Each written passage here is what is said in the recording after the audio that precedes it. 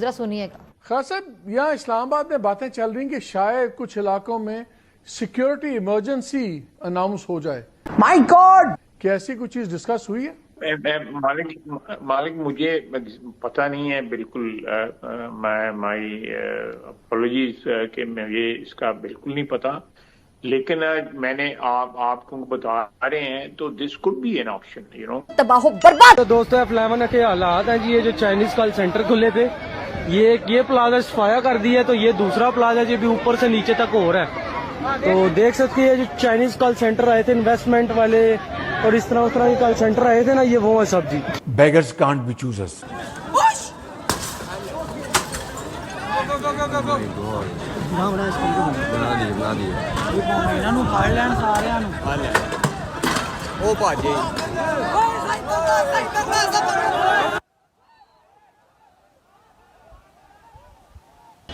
समझ आ गया? जंग की तैयारी है। हाय, 2 सूबों में और अफगानिस्तान के साथ जंग की तैयारी करे बैठे हैं माशाल्लाह हमारे जर्नैल, क्योंकि बाहर से डॉलरों ने आना।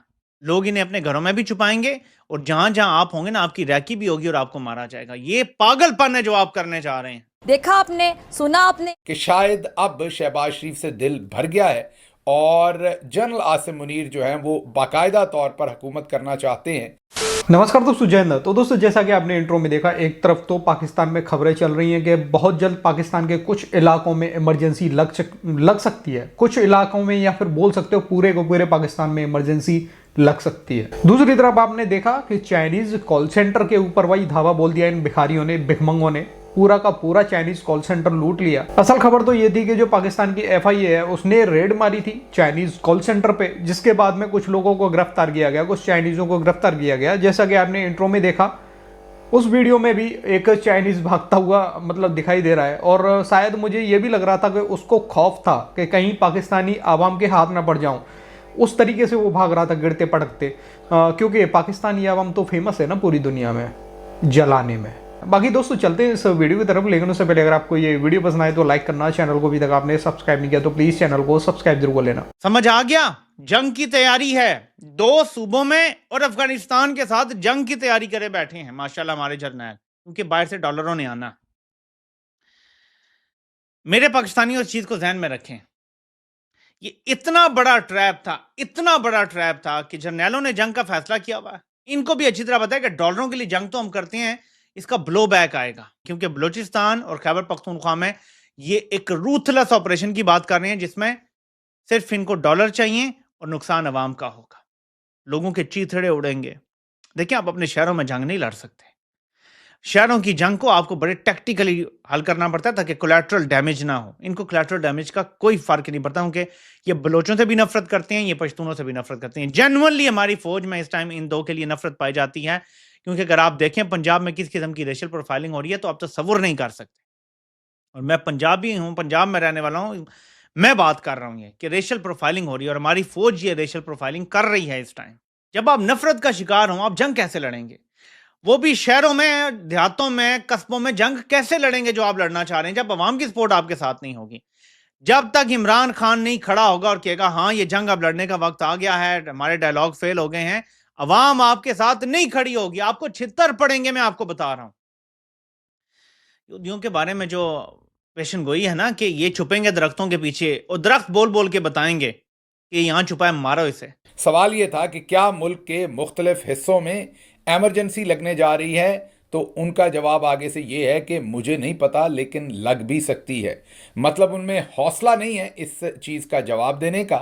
जो इस्लामाबाद के सफारती हलके हैं वहाँ पर ये बात डिस्कस हो रही है कि शायद अब शहबाज शरीफ से दिल भर गया है और जनरल आसिम मुनीर जो हैं वो बाकायदा तौर पर हुकूमत करना चाहते हैं, इसलिए एमरजेंसी लगाकर शायद पूरे का पूरा कब्जा कर लिया जाए। इससे आप खुद सोच लीजिए कि ये लोग कितने मैं यही कहूँगा कि पानी के ऊपर खड़े हैं। इनको पता भी है क्या होने जा रहा है, लेकिन इनके अंदर हौसला नहीं है कि उसका बता सके आवाम को।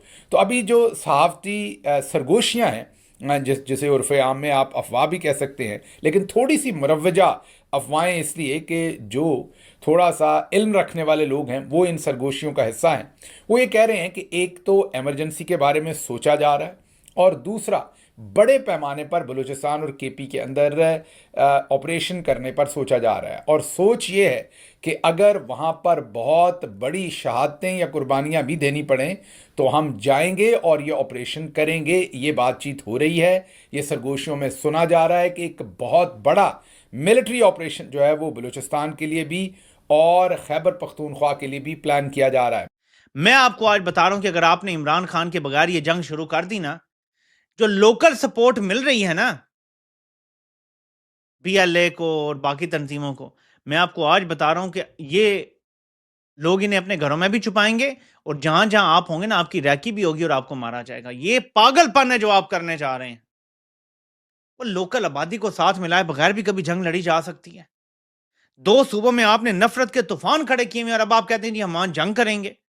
आपको छठी का दूध याद आ जाएगा। आप मुल्क तोड़ने जा रहे हैं। ये जंग अगर दोबारा शुरू हुई, बलोचिस्तान और खुदा न खास्ता फ्यूचर में केपी को भी ये इरादा करने जा रहे हैं। इनको अक्ल नहीं है, इनको समझ नहीं है जर्नैलों को, सिर्फ ये ठप्पा लगवाना चाह रहे हैं। और बहुत ज्यादा पाकिस्तानी आप में से अभी तक ये समझते हैं कि 1971 की जो फॉर्मर ईस्ट पाकिस्तान की सेपरेशन हमसे हो गई, वो दरअसल बड़ी बड़ी दुनिया की ताकतें हैं, रूस अमेरिका वगैरह की साजिश थी। हिंदुस्तान का तो ऑफकोर्स उसमें रोल था, लेकिन रूस अमेरिका का उसमें कोई खास रोल नहीं था। मैं सारी उम्र से इसको पढ़ता चला आया हूं। ये हमारा ही सारा गंद था, हमने ही ये गंद किया था। हम इस चीज को आज तक एड्रेस नहीं कर पा रहे कि ना वो जुल्फिकार अली भुट्टो का किया था सारा कुछ, ना ही वो अमेरिका का किया हुआ था। वो हमारा बाहैसियत कौम किया धरा था। हमने एक पॉलिटिकल प्रोसेस को और पॉलिटिकल डायनामिक्स को इतनी बुरी तरह से तोड़ फोड़ दिया था जिसका नतीजा वही निकल सकता था जो निकला, और हिंदुस्तान को भी उसका मौका मिला। अब उसी तरह से हम बलूचिस्तान के पॉलिटिकल डायनामिक्स को तोड़ रहे हैं। उसके लिए सिर्फ और सिर्फ हम जिम्मेदार हैं। कोई शक नहीं है इसका कि 1948 से ही बलूचिस्तान के अंदर एक डिफरेंट मिजाज पाया जाता था। वहाँ डिफरेंट डिमांड्स थी। वहाँ पे उन्होंने ठीक तरह से पाकिस्तान के तस्वर को कलात में और डिफरेंट डिवीजन के अंदर कबूल नहीं किया था। लेकिन ये तमाम मसले इस किस्म के थे कि अगर सियासी शऊर होता तो इनका हल निकल सकता था, और दरम्यान में कोशिश भी हुई हल निकालने की। लेकिन अभी हम उसको कहाँ तक ले गए, अब हम केपी को भी वहां तक लेके जा रहे हैं। तो ये कोई इस वक्त सोच नहीं रहा, मुझे नजर नहीं आ रहा कोई सोचता हुआ इस हवाले से यहाँ पर।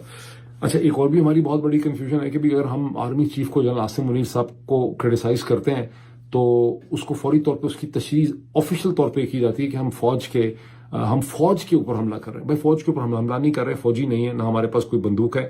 हम जनरल आसिम मुनीर साहब की जो अपनी बका और अपने पॉलिटिकल इंटरेस्ट की उनकी जंग है, हम उसके ऊपर तनकीद करते हैं क्योंकि वो शरीफ सरदारी आसिम रजीम का एक बहुत इंपॉर्टेंट जुज़्व है, उसका वो बहुत इंपॉर्टेंट कंपोनेंट। अब देखो दोस्तों, पाकिस्तान में इमरजेंसी लगती है तो इसमें कोई नई खबर तो है नहीं, क्योंकि हमेशा से ही पाकिस्तान में इमरजेंसी लगती आई है और इस समय भी इमरजेंसी ही है, क्योंकि नाम का ही प्राइम मिनिस्टर शहबाज शरीफ एक बोल सकते हो कठपुतली है पाकिस्तानी आर्मी का।